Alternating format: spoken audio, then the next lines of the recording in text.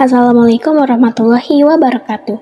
Halo semuanya, pada kesempatan kali ini, saya dan rekan-rekan saya ingin mengajak teman-teman semua menyaksikan video yang telah kami buat.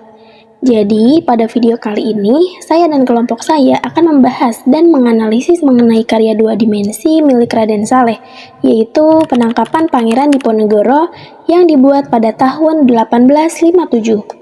Untuk mempersingkat waktu, langsung saja, saya Vika dengan nomor NPM 2023 4650383 dan rekan-rekan saya Aziza Salsabila Yasvin dengan nomor NPM 2023 4650347 dan Balda Hidayatillah dengan nomor NPM 2023 4650345. Izinkan kami untuk langsung mempresentasikan materinya. Pada analisis ini terdapat 3 bagian, yaitu bagian deskripsi, investigasi, dan penarikan kesimpulan. Nah, teman-teman udah penasaran kan? Gimana sih analisis lukisannya? Yuk kita simak video selanjutnya.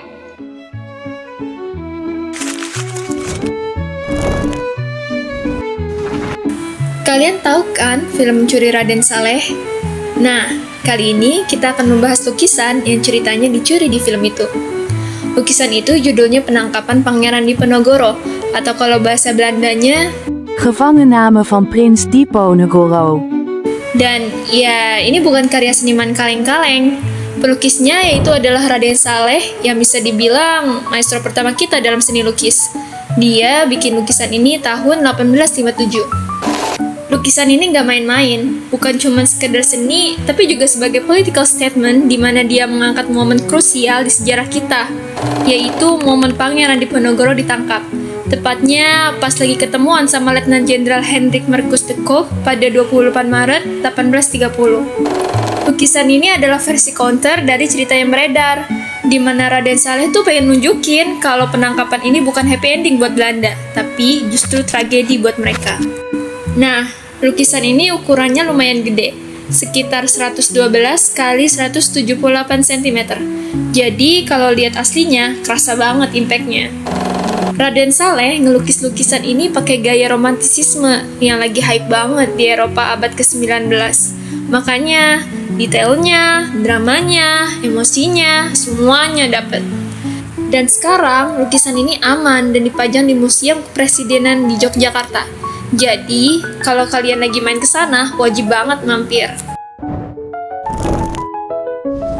Lukisan Raden Saleh, Penangkapan Pangeran Diponegoro ini ada 3 pertanyaan loh. Yang pertama, apa yang membuat lukisan Penangkapan Pangeran Diponegoro karya Raden Saleh begitu terkenal? Yang kedua, unsur apa saja pada ekspresi Pangeran Diponegoro pada lukisan? Apakah mengisyaratkan ketidakterimaan, atau terima saja, atau justru menunjukkan adanya perlawanan? Yang ketiga, mengapa dua seniman menggambarkan peristiwa yang sama pada lukisan Penangkapan Pangeran Diponegoro, tetapi menghasilkan suasana dan makna yang berbeda? Jadi, kenapa sih lukisan Penangkapan Diponegoro karya Raden Saleh ini bisa begitu terkenal?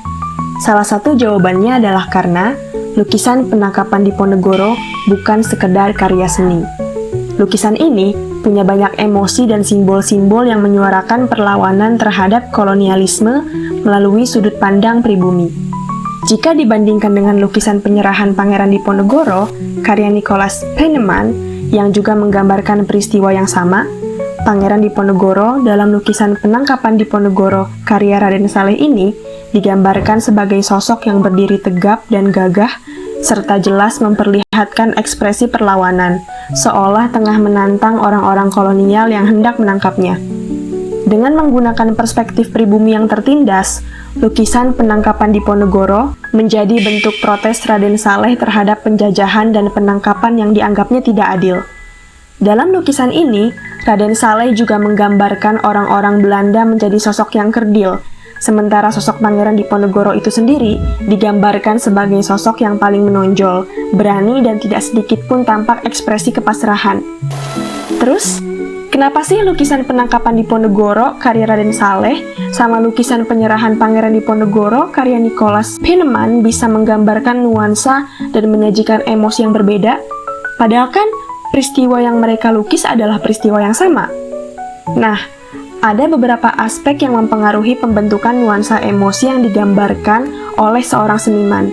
Dalam hal ini, diantaranya ada sudut pandang, narasi, simbolisme, komposisi, dan juga tujuan politik.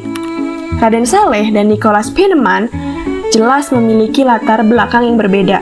Sebagai seorang kolonial Belanda, Nicolaas Penneman menarasikan peristiwa penangkapan Diponegoro sebagai penyerahan yang damai dan terhormat, dengan menggambarkan sosok Pangeran Diponegoro yang tenang dan pasrah.